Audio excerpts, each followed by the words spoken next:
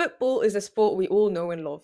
It's a sport that brings us together and unites us. A big playing role in football is the fans and the supporters. According to a report made by FIFA in 2021, it's estimated that 5 billion people are fans of the beautiful game. This statistic is most likely true with how many people tuned in to watch the 2022 FIFA World Cup.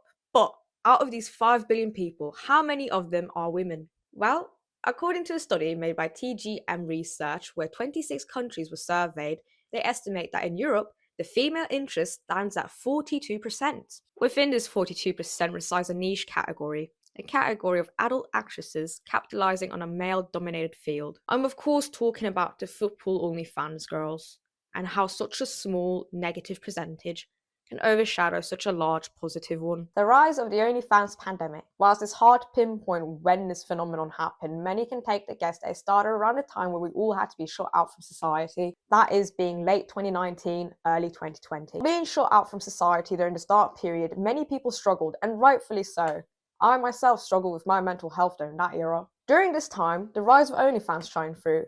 I mean, why wouldn't it? There's a strong connection between loneliness and pornographic material. In an article published in Psychology Today, written by Wendy L. Patrick, she refers to Mark H. Butler. Butler's study involves 1,247 participants. During the study, Butler found a significant link between the male loneliness pandemic and pornographic material. In this study, it's also noted that the sexual script of many kinds of pornography, which often consist of eroticism, objectification, promiscuity, and misogyny, is contrary to secure attachment, which is associated with loneliness. So how could this possibly be connected to the girls who do OnlyFans and football shirts, you may ask? For this, I would like you to put yourself in the mindset of these adult actresses. What's something that's male dominated?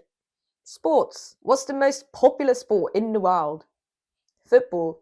Or if you're American, soccer. What's something vulnerable men tend to watch?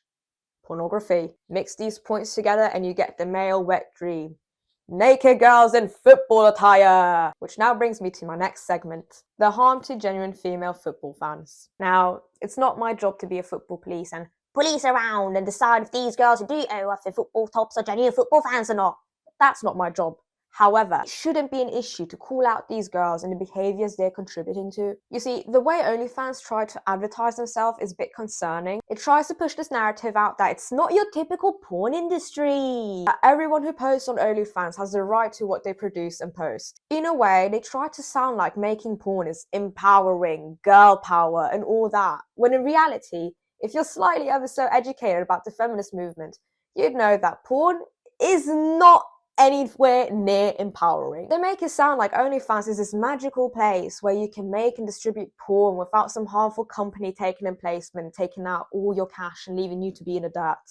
However, they're all the same. Instead of being empowering, in reality, porn in its commercial, natural self, it thrives on exploitation. Often so targeting minorities and marginalized women who have nothing left but to sell their bodies to get some side change in their pockets. So in reality, where is the true empowerment in this? The real harm here of this impact is the OnlyFans pandemic. An impact so large that it's genuinely set us women back multiple years. So much for trying to prove yourself that you're a genuine football fan, because that's out of the window now. If you're ever so slightly attractive or got birthed with the misfortune of having a larger bust than a majority of the women, safe to say, OnlyFans allegations will come your way.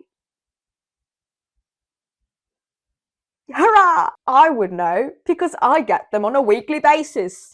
I have grown men in my DMs telling me they've counted down the days for me to turn 18 just for me to make an OnlyFans. To fulfill their sexual desires. Yeah, mate, that's not happening. No. This generalization is sickening. It creates a toxic atmosphere and is the reason to why we still need campaigns like Her Game too. I myself am getting sick of having to delete comments from grown-ass men asking me, "Where's the OnlyFans? There is no OnlyFans?" Or, "Can you wear a bikini so your videos can be more bearable?" Piss off. I'm so tired of these creepy old men lurking in my comments, these absolute nonsense. So tired of having to shout at them every single day. And I'm equally as tired to see these big football fan pages posting innocent women just to gain off of the lustful men in the comment section. This problematic narrative paints women all with the same brush and it needs to stop. But unfortunately, it'll never stop. Because these creators know exactly what they're doing. They see it, they hear it, and they do nothing about it because Why should they? They don't care about anyone's feelings. They only care about themselves. They don't even care about the people that fund their lifestyles. They don't care about you.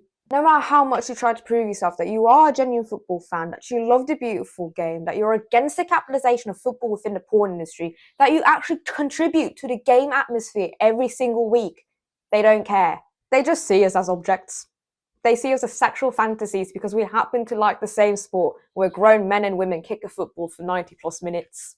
But who do we blame? At first glance, it's easy to just point fingers at the women because, after all, they're the one marketing to the football space, aren't they? But then there's the other side of this. The men fueling this content. The ones who built up the demand for it in the first place. As the saying goes, it takes two to tango.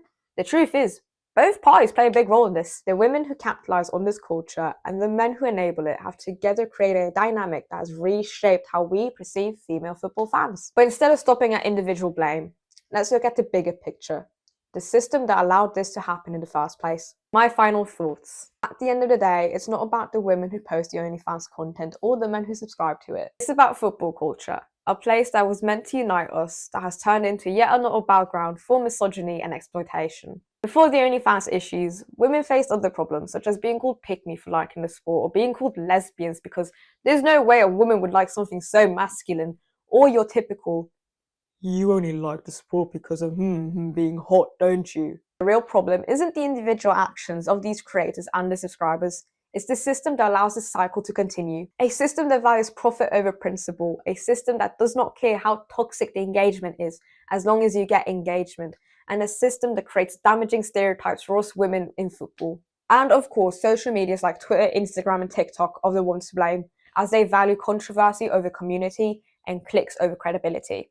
Engaging with it for trend, clicks, likes, shares, instead of standing up for us female fans who just want to enjoy the game without being sexualized. And football culture is already plagued with sexism, making it hard for women to feel safe, welcomed, and respected in the sport they all know and love. The point is not to gatekeep the sport away from these girls, because as I said before, I'm not the football police trying to police around whether these girls actually love football or not.